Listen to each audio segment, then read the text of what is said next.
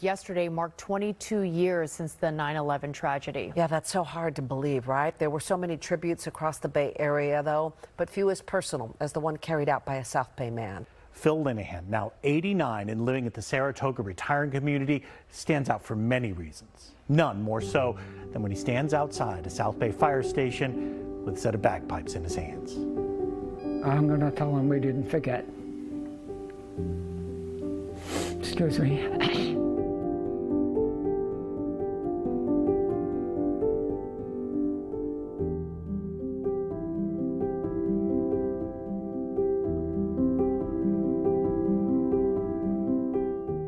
Making a film is storytelling, and this one is no exception. But the path to the story you're about to watch was full of unexpected twists and turns. It started as an exploration of life in what many call the golden years, the third age, or simply elderhood. At first, it was about Phil, a man I deeply respect for his active, engaged approach to life.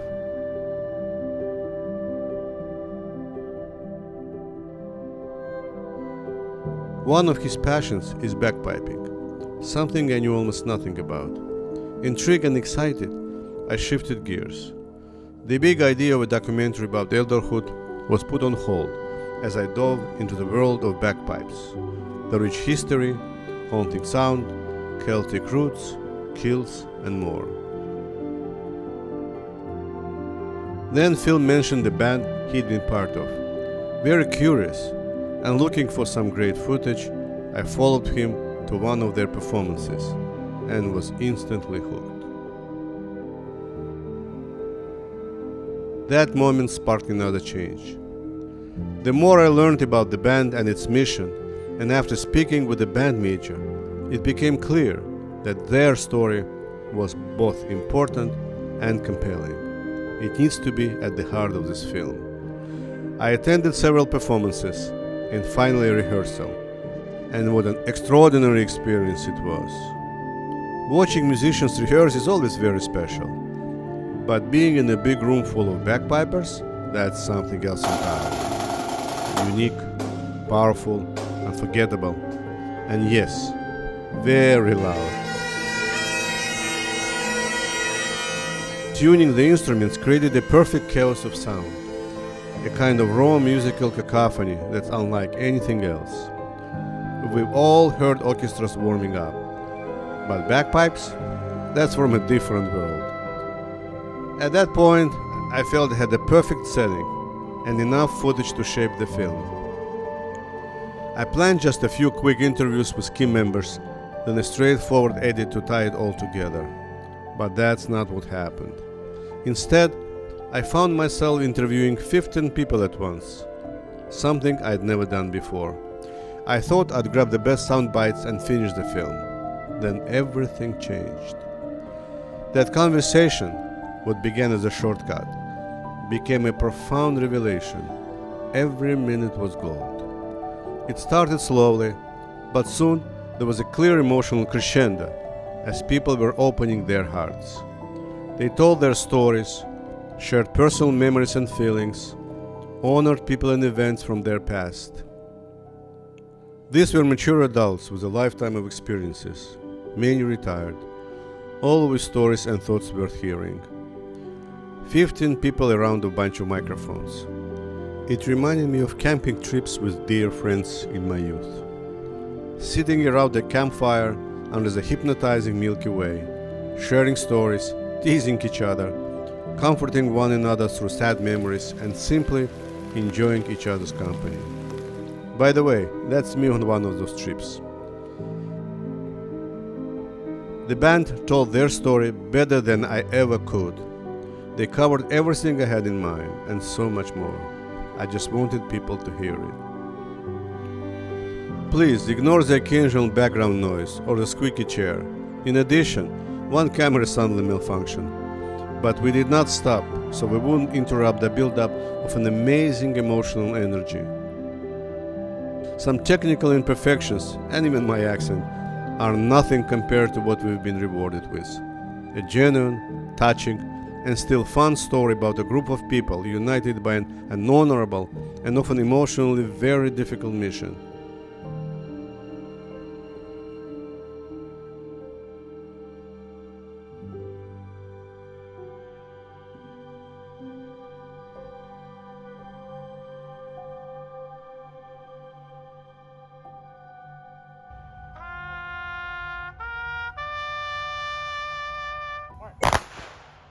This film is about them and for them. I hope it creates lasting memories to return to. In the end, I realized the most important truth about this band. They bagpipe their hearts out. There are countless records of bagpipe music, its rich history, and the traditional garments that accompany it. But what you are about to witness cannot be replicated. It was created in the moment. So sit back, take it slow, don't rush, let yourself go with the flow. Just enjoy the ride, and you'll be rewarded with a story that's honest and deeply heartfelt. It grows into you. Here is our conversation, almost unedited. Well, just a little. It starts with a simple question. Why bagpipes? For me, one day I was, a lot of you guys heard the story before, I was at the police department getting ready for the swing shift briefing, and there's a coffee room that's right next to it. And on the cork board, there's a piece of paper that said, want to learn to play bagpipes, call this number. So I did. I talked to some guy named Jay, and he told me he was putting a band together in Los Gatos. So I went over there for the meeting and learned a little bit about it and started taking lessons from him back then, and it all started right around that time. That was in August 20 of 2001, right before 9/11.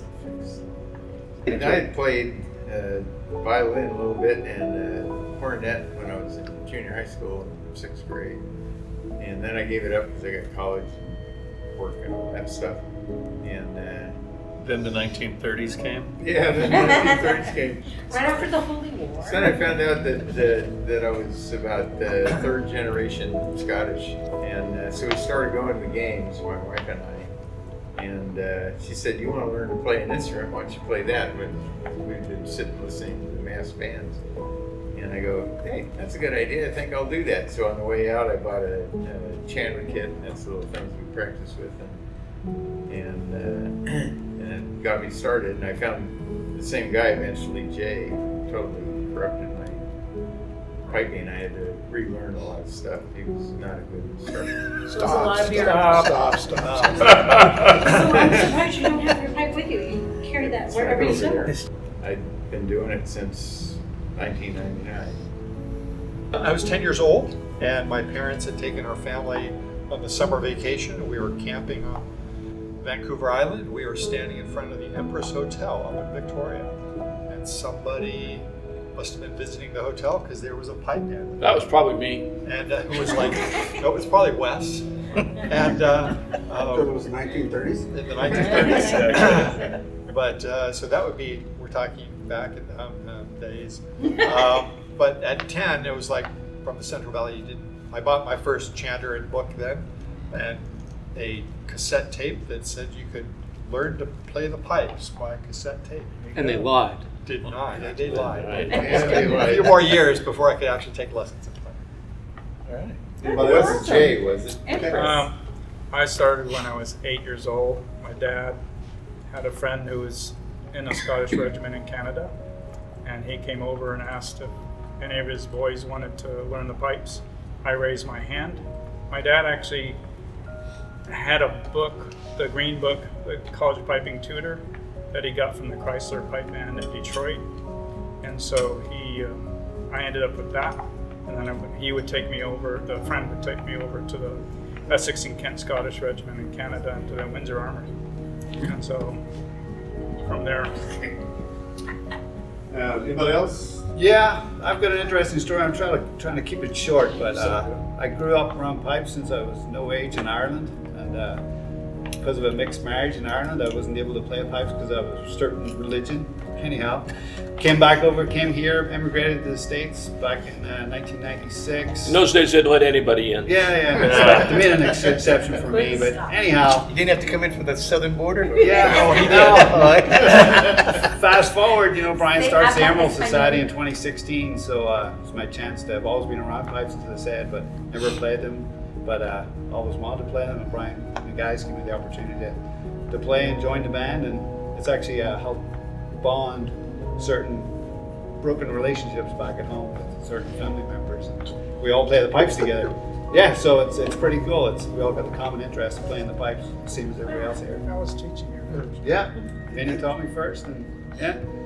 So the others taught me bad habits. So. So my great grandfather immigrated from Scotland, and he had played. And I grew up hearing it, but never really did anything with it. And when my grandfather was a World War II veteran, when he passed away, he was given full military honors, but a pipe band showed up to play. And I'd always wanted to learn how, but we were always moving around. And then when my brother passed away, again, we had pipers. And that just kind of broke me, and I had no desire to learn. And I was always very interested in the instrument, and because I happen to work with a lot of law enforcement officers, I've had opportunity to meet different people. Ran into an officer at work. We started talking about various things, told him that I'd always been interested, and was able to hook me up with the group here, and they took me in and started teaching me how to pipe. I'm the baby. Which officer was that? You got to talk about the drummers too. All right, because we're done with that segment. We're not done with pipers yet. There's a lot less of us than there are of them. And I started playing the drums when I was in elementary school. Played marching band all through high school, and I stopped. And then one day I was walking through this parking lot outside, and I saw Brian going in, and I thought it was one of these old guy meetings that they hold here. Well, it is. Well, yeah. So I walked in and go, "Hey, what's this all about? Is it a meeting?" He's like, "No, it's the Emerald Society." And he grabbed me and held me down to see if I played an instrument. And I fell in love with being in this band ever since. Even though these guys give the drummers a hard time, they love us. But you do wear two hats. You also have another hat. I'm also the drum major when we need somebody as a hood ornament on front of the band. It's true. I want to hear Matt's story. I came circuitously to the bagpipes. Okay, big words. What the heck? Circuitously? Just a circuit. One completes the circuit. You played them in the circus. No, I started playing instruments as a kid, like piano and saxophone, but I was never very good at them. But I had a decent base of understanding of. We'll get there. A basic understanding of music, and I started playing ukulele and accordion. I was a circus performer for 25 years, so I figured, why not play fun instruments? You can be amazing at guitar, and there's still a million people better than you. But I always joked that I might not be the best bagpiper, but usually I'm the best one you're going to see today, if I'm solo. Anyways, flash forward to a similar story to Brian. I became a police officer, and one day heard a bagpipe band playing and said, "This is incredible. I'd love to do this." And asked, "How do I join?" And they said, "You start practicing. You show up, and when you're good, you pick up your pipes." And so I got there about 7 years ago, and I'm still very much in the learning phase, but I love it. It's just such a great instrument to play. So the bagpipes, for some reason, at least when I talk to people, is associated with like memorials. When in the United States, there was a military band that came out with a record at the time. When was it? In the 50s? 60s, and it was called Amazing Grace. So that was the lead-off tune that they played on that album. It was all pipe music, and it became a big hit, top 10 in the United States, and people liked it at memorials. And There's something special in the instrument that brings some feelings or something.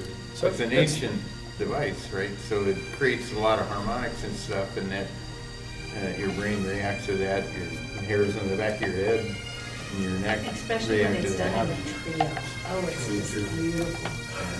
It's a lot with the Scottish and Irish heritage, and the Scottish and Irish immigrants that came to the United States.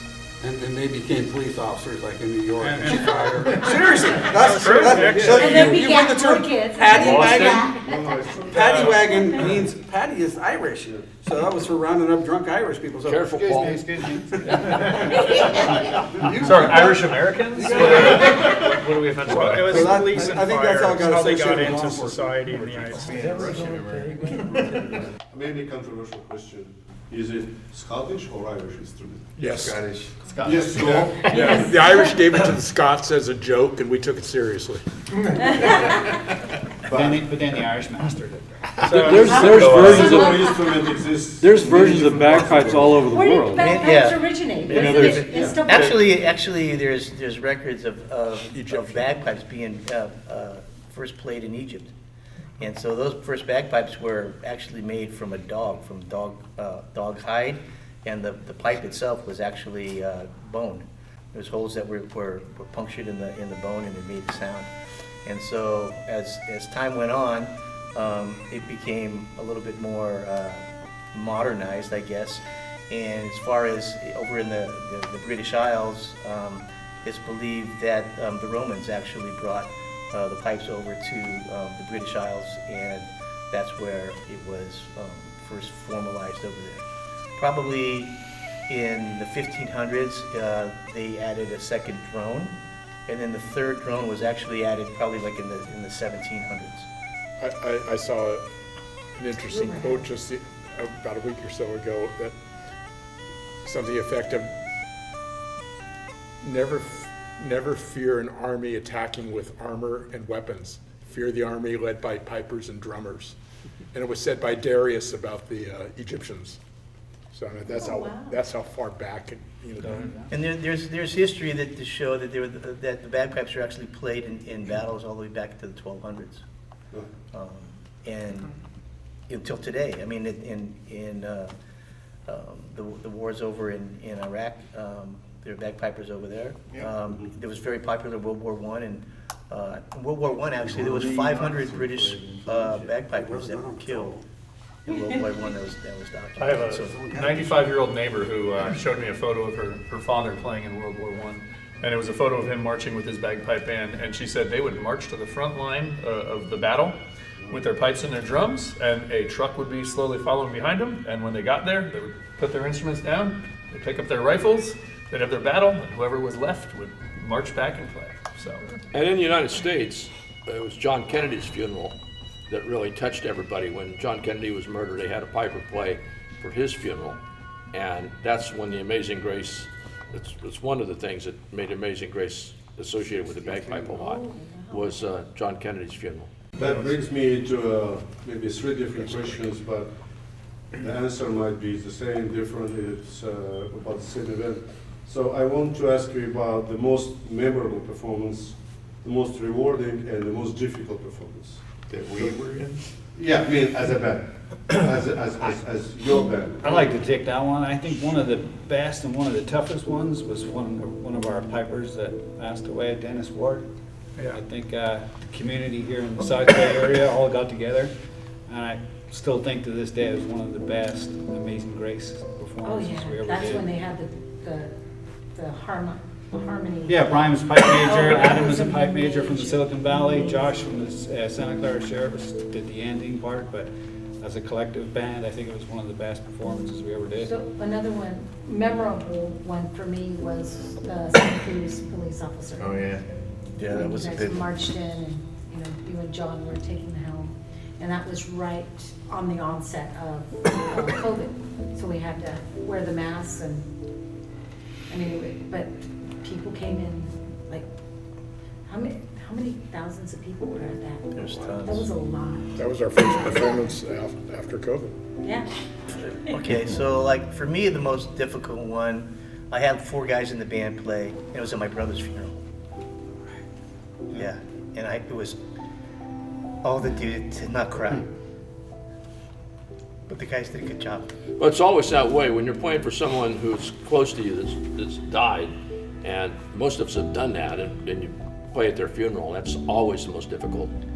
All of us here has played at hundreds of funerals, but and when you play at somebody that's really close to you, it's different. I think one of the biggest honors we had, I mean, not emotionally, but was when we played at the Capitol. We marched in the survivors of all the law enforcement officers killed that year. We were chosen to bring them in and then play them a song. And that was a very high honor. It wasn't as emotional, it wasn't as hard, but it certainly was one of the biggest feathers in our cap. More impactful. It was high profile, so there was that kind of pressure, if you will. I really like that one too, as one of the most memorable, because we also played a piece that nobody was familiar with. So it really brought, you know, people more together because they really tuned into the tune we were playing. And everybody wanted to know what tune we were playing. So it was an amazing experience. It was an arrangement that we had done too. It wasn't the standard.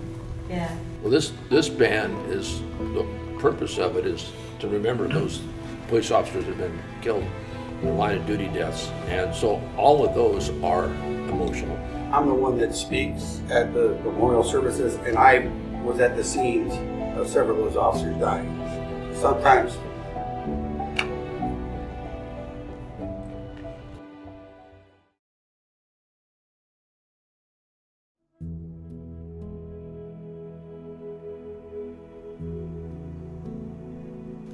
We came from Los Angeles, where Brian, our pipe major, was part of the Los Angeles Police Emerald Society. And when we moved back here to the Bay Area, he really missed the camaraderie and the commitment and, a lot of the things that we did down in Los Angeles. And he turned to me and he said, should I start an Emerald Society here in San Jose? And without a doubt, I looked at him like, you'd be stupid not to. I mean, it is way overdue. And, he put a lot of thought into it. He created a 501c3. He brought all of these guys together. And the one memorable thing I always carry on with, not only him starting this Emerald Society here in San Jose, is, as you see, everybody in this room, their commitment to not only the vision and, the mission and everything we represent as a group. I mean, it's just, they show up every week. Yeah, so a lot of different reasons why I wanted to join, but I had an incident at the school I worked at, and we had a guy come on campus with a gun. And I was outside when it happened, and I just remember the officer told me, he just said to me, he goes, get behind me. And this is where we're gonna go. And it just kind of hit me, because when I go to work every morning, I give my son a kiss and a hug, I give my wife a kiss and a hug, and it's almost 100% guaranteed that I am going to walk back in the door at the end of the day. And to be able to be part of something that shows some respect to a group that really doesn't get a lot of respect for the sacrifices that they make, missing family, holidays, birthdays, and ultimately giving the ultimate sacrifice to protect regular everyday folks like myself, to be there to protect me, the kids that at my school, everyone else on the street. It's a small thing, but it feels like a way to give back, to show a little respect for the sacrifices that are given by the people that are part of law enforcement in the area. The band is made up of volunteers, right? So civilian volunteers, and the cops that are in the band, retired is myself, Mark. We got Steve who's a lieutenant in Bach, and Dave Woolsey's a sergeant here at San Jose PD, and then Matt did some time in Chicago PD. We have a couple other folks that aren't here presently. But the whole Emerald Society is not just the band. So we have like 129 members, currently, and the majority of those folks, we have like 65% are either retired cops or active cops, and then the others are civilians that are here to support what the mission is all about, right? And the mission is to render support and keep the memory alive of fallen officers that have gone before us, and that's what we do. The commitment here is amazing. I mean, these guys spend their own dime in gasoline and expenses when we travel. guys that are working, they take time off of work to go to some of these gigs and stuff like that. And it's something you don't really see in a lot of other locations. And what is it that they get out of it? They get self-satisfaction, being part of the organization and working towards the cause and the mission of what we do. And that's what's really special about this organization. That's different, than others.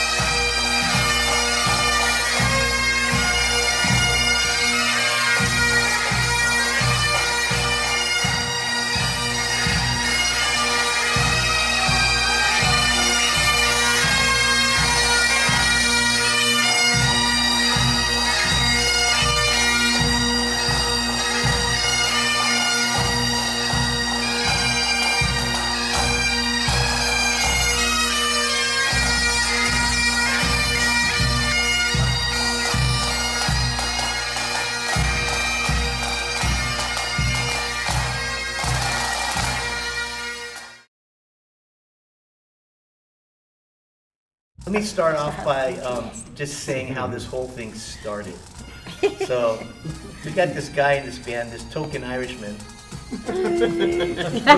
who comes to me and he says, "Hey Brian, we should what do you think about going to Scotland? For what? To compete in the World Championships." I go, "You're crazy. Why would we do that?"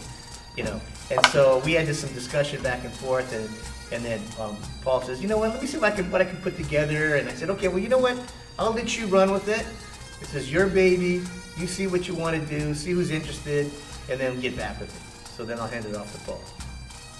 So what'd you do? Yeah, so what obviously it's not part of the Emerald Society mission, as we all talked about. We're all here to support the local, law enforcement, all the officers and stuff like that. But a lot of us are here also as well because we love bagpipes. A lot of us compete at different bands at all different levels here in Northern California. And this is a way to actually, which was great, to actually sign up for an event. We all self-funded ourselves to go to this World Championship, which is not only just to participate, but also see the best of the best in the world. So it was kind of special. As I said, we're a tight team, and the folks that all was able to go, thankfully, we all had a great time. We competed, we did our best, and we stood in the field with the best in the world. So it was actually a pretty magic trip, actually, especially since we're a bagpipe band. So, yeah. It was fun. Yeah. It was fun. Great time. It was a lot of fun. Between rehearsals and playing and taking part, participating in the different cultural offerings they had during the World Game. It was great. There were 7,000 pipers there.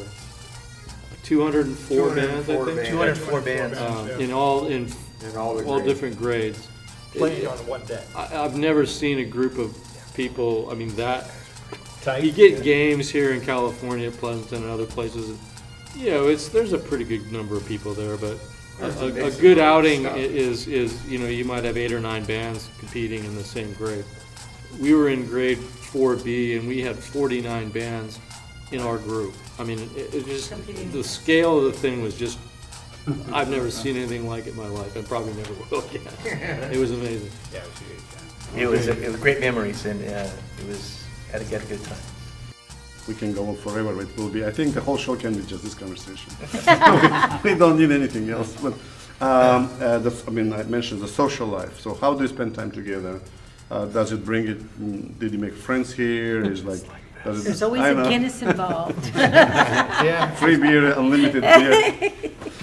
I think we have a lot of fun too. Obviously the effort into the practices and stuff here every Wednesday night and stuff. But sure, it's a good compromise to finish a gig and go to the bar and we're supported by O'Flaherty's downtown, Well, a sponsor lot the of band times and stuff, we so- go to a restaurant and, Yeah. and not only drink beer, but we have lunch together and talk about Yeah, stuff and junk. there's a lot of social activity. And we out there. like each other.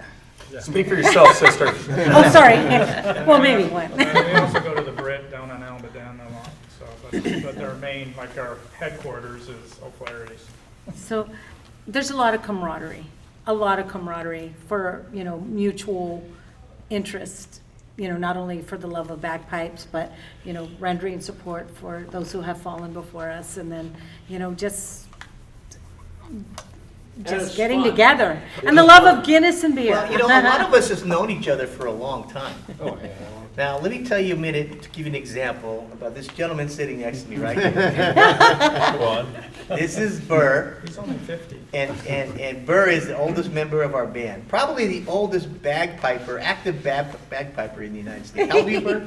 91. 91. I've been playing with Burr since 2001 when I first started learning. When that meeting that I had told you that I went, I think Burr was there, Sue was there, I think you were there. I think Wes was there too. Yeah. I was there. Vince was there. So we've been together for 20 plus years in different, not all the time in the same band, but in different locations and knowing each other. And then guys like Mike, like Mark, and we work together and work with Dave, and everybody else just kind of blends in. And as you can see here, we're not a bunch of 20-year-olds, right? Speak for yourself. we got a couple of miles, and so that helps out too. Everybody's kind of on the same page of doing stuff, and we highly respect each other too. I'll take it back even farther. I went to high school with their kids. That's how long I. So we need to- Ow, salt wound.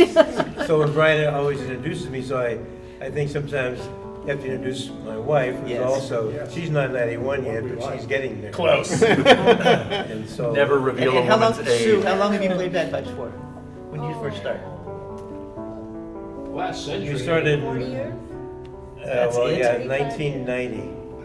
1990. Yeah, she was having a bad, she worked at Valley Med. She was having a bad night there. They said she worked as a med tech at Valley Medical Center.